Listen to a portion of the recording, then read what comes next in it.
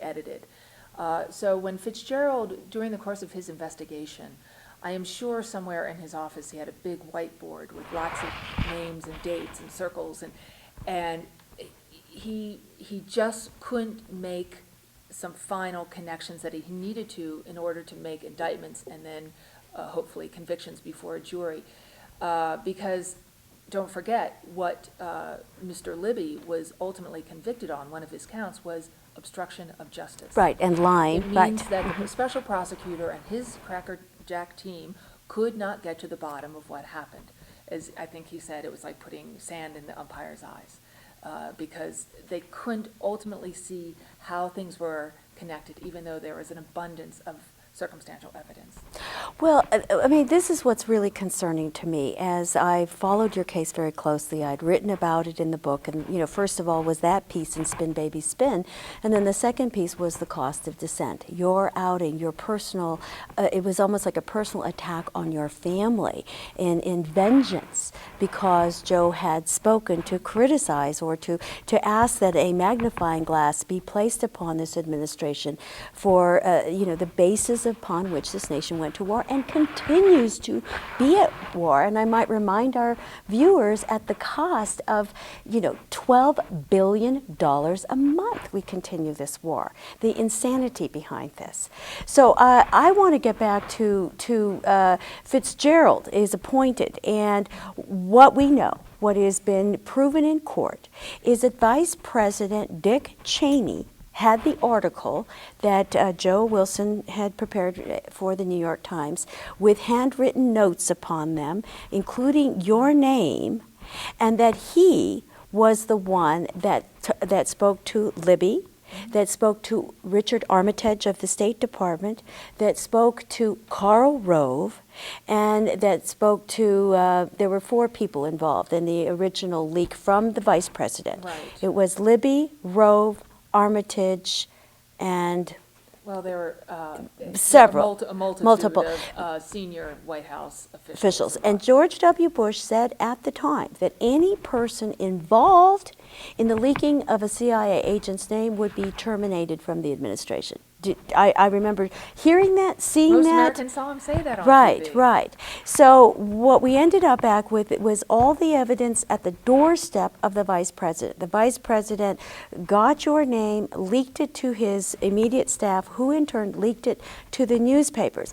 Now, what's so important about this strategy, Valerie, is not only did it happen in your situation, but it has been used over and over and over again to perpetuate an agenda of this administration that is based on false information. They have cooked the books on Iraq, global warming, the connection between, terrorism and Iraq, on our financial situation, Enron, the collapse of our, they continue to feed talking points as if it were valid information, and then without unthinking media parrots this information back to the American public at a huge disservice.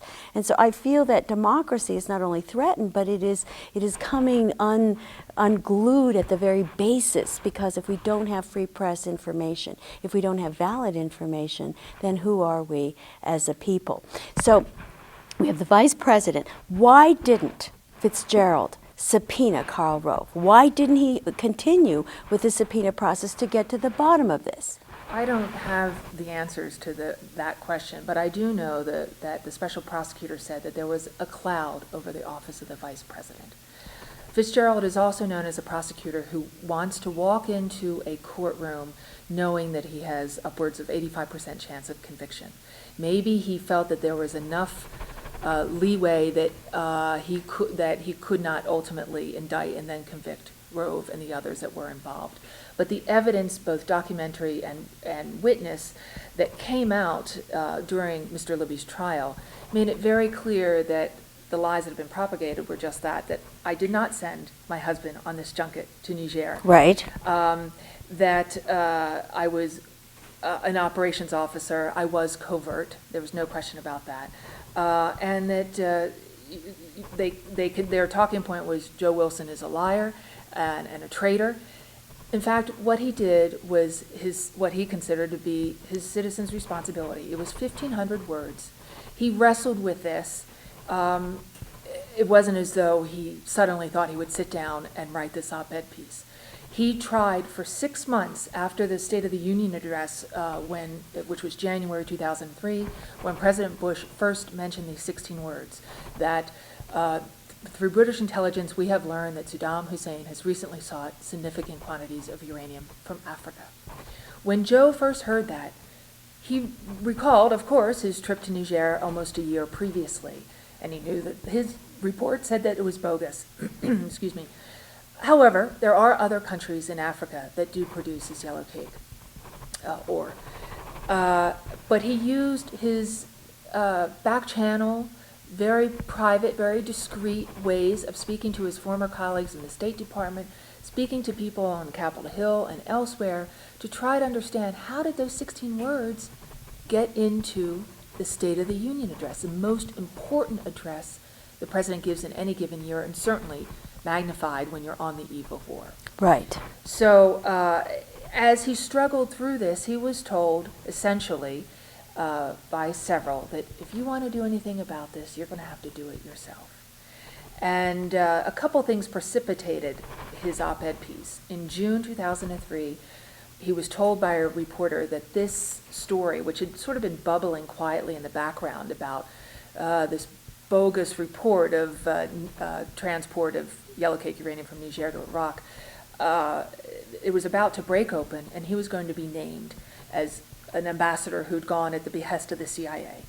The second thing was, then National Security Advisor Condoleezza Rice appeared on Meet the Press. Right. And said, maybe someone knew about this down in the bowels of the agency, but no one in my circle did. And Joe knew that that was not true. So that's why he finally decided that he needed to set the record straight. He knew something that the American public needed to know. And we, of course, we've been asked, both of us, in different forums, well, didn't you anticipate that your wife would be outed after you wrote this? No. Right. Of course not. We knew that there would be a backlash and a retaliation, and we were prepared for that. My cover was intact. He had all the credibility in the world to speak and to write on what he did. Right, As you know, right. He was the charge d'affaires, and the last American official to meet with Saddam Hussein in the Gulf War, before the first Gulf War. He had lived and served in Africa for over 20 years. Right, right. So he had his own separate credibility, and had nothing to do with the fact of where I was working at the time, at the CIA on Iraq WMD.